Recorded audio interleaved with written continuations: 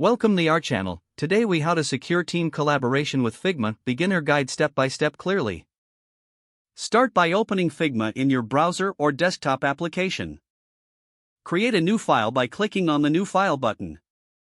Invite team members by clicking on the Share button in the top right corner. Enter the email addresses of your team members in the Invite field. Set appropriate permissions for each team member, either can view or can edit. Once invitations are sent, communicate with. Use the comment mode to gather feedback directly on your designs. Encourage your team to leave comments on specific elements for clarity.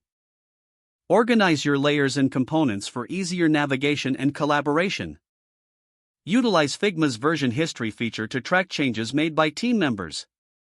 To collaborate in real time, ensure everyone is logged into their Figma accounts. Use Figma's built-in chat feature to facilitate discussions while working on designs. Conduct regular check-ins to review progress and align on objectives. Leverage Figma's plugins to enhance productivity and streamline workflows. Take advantage of design systems for consistency across team projects. Use templates to kickstart projects efficiently. Encourage team members to share their design inspirations using Figma's library feature.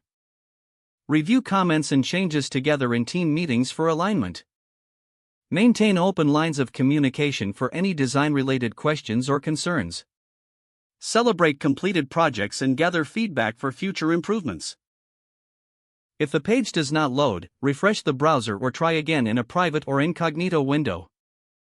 Make sure you are using the correct email address, then retype it carefully to avoid small typos.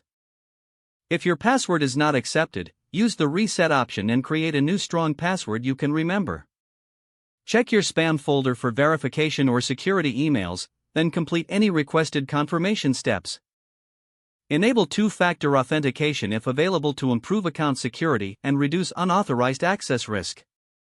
After signing in, review your profile details so your contact information and settings are accurate and current.